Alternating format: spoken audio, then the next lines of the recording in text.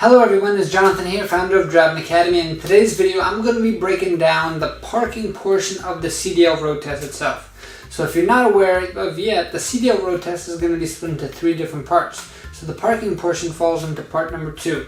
The overall road test takes about 2.5 hours long to complete, and I'm going to show you exactly what to expect when it comes to taking that second part of the test. So in order to get to the second part of the road test, you are going to have to pass the first portion, which is all about inspecting the vehicle. Here you're going to have to know how to inspect both the inside and outside of the vehicle, and you're going to have to memorize pretty much a script from the CDL manual itself.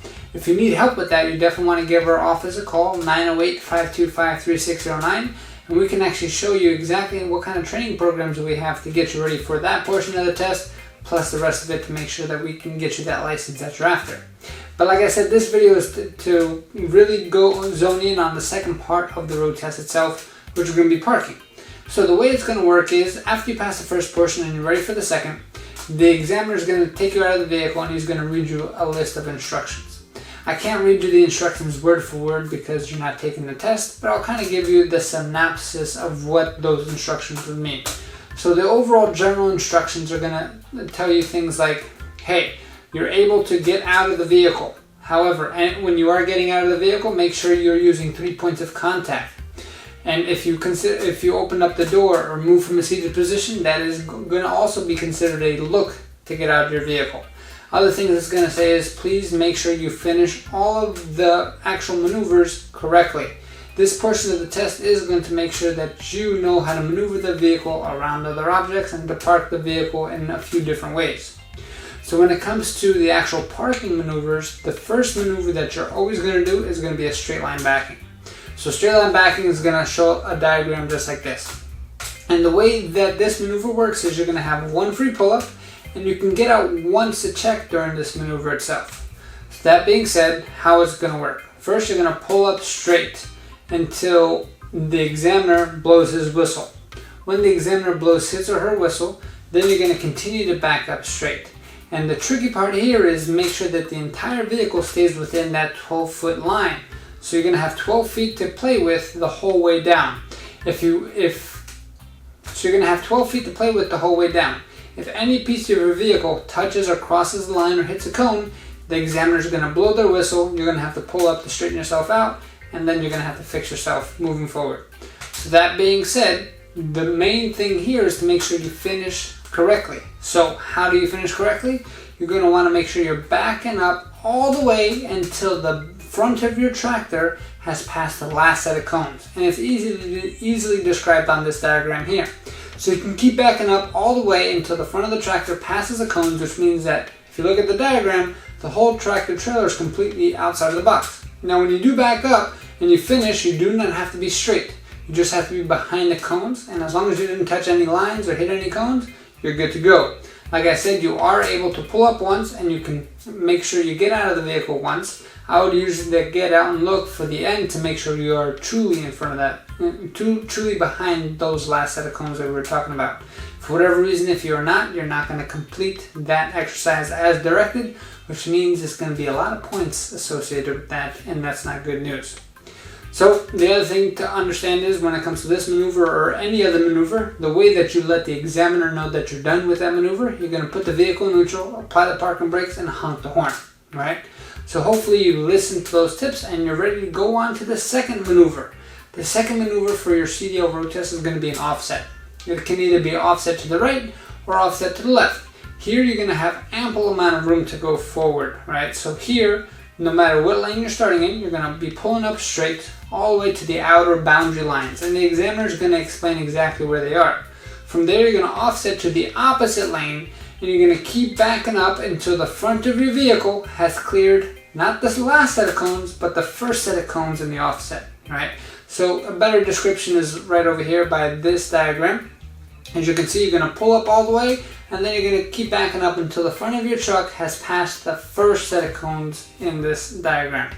On this maneuver, you are going to have 2 free pull-ups, which means you can pull up more if you need to. It's just going to cost you points, but you can only get out a maximum of 2 times. If you choose to get out a third time, that's going to be an automatic fail, so make sure you don't do that. And remember, like I said in the instructions before, if you open the door or move from a seated position to try to look out the passenger side of the mirror and your butt gets off the seat, that's considered a look. So don't try to be tricky that way. So, and when you're done, what do you have to do? That's right, you're going to have to put in neutral, apply the brakes, and honk the horn.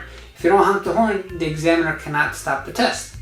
And then from the offset backing, now the examiner gets to pick whether they're going to have you do an alley dock or one of the parallel parkings.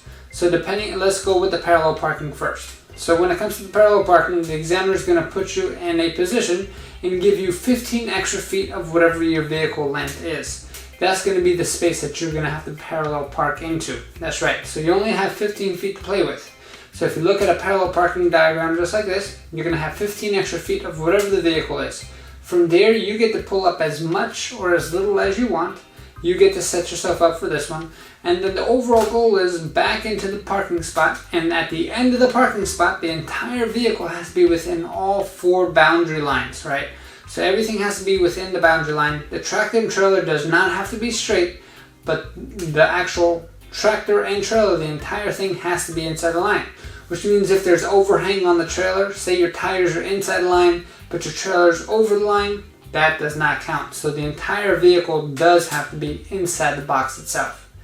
During this maneuver is usually where people start hitting the boundary lines or hitting the back line or so on and so forth. And that's when our examiners are going to be blowing the whistle. Now again, if you're in the maneuver and our examiner blows the whistle while you're doing the maneuver, that just means you cross over a line or hit a cone, which means you're going to have to pull up, get back into bounds. You can pull up as much or as little as you want, and then you're going to have to try again. That does not mean that's an automatic fail. You just accumulate points. If you do it enough times, of course you will fail.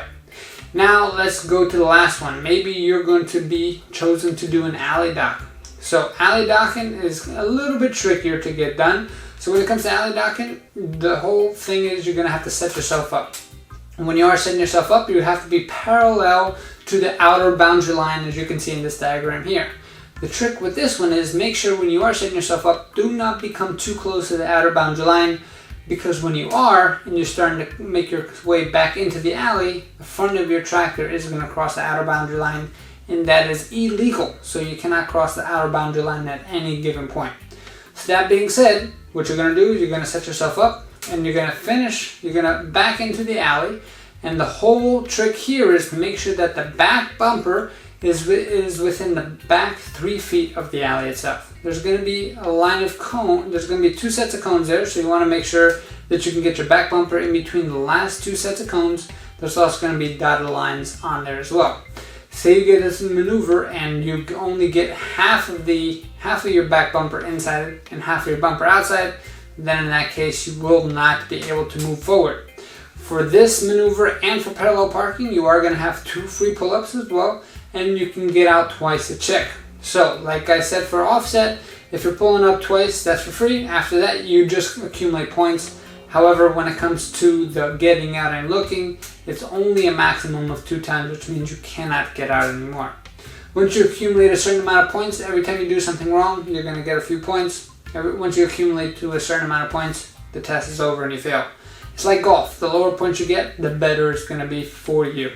So hopefully that these tips and tricks helped you out. Make sure you're not nervous for the test. And for heaven's sake, the biggest tip is make sure you understand the instructions fully before you get started.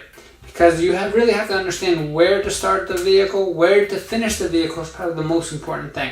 So say you can back up straight 100% and you did a piece of cake, but you didn't follow the instructions, and the front of your truck is in front of the back set of cones, you're pretty much almost failed right there, right? And even though that the skill level is there, just because you didn't follow instructions, it could be the difference between you passing and failing.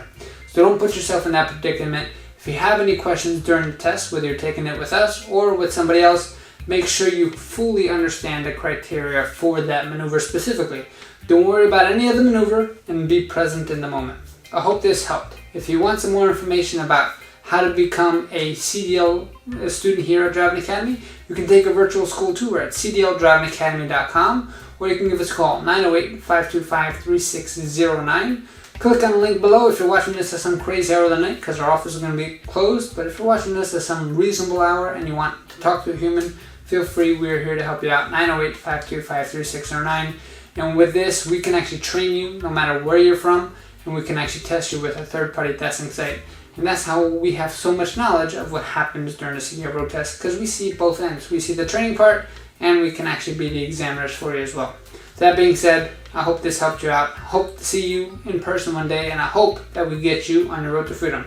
Thanks. Click on the link for our virtual school tour, cdldrivingacademy.com/tour. Again, that's cdldrivingacademy.com/tour. Thanks. Have a great day.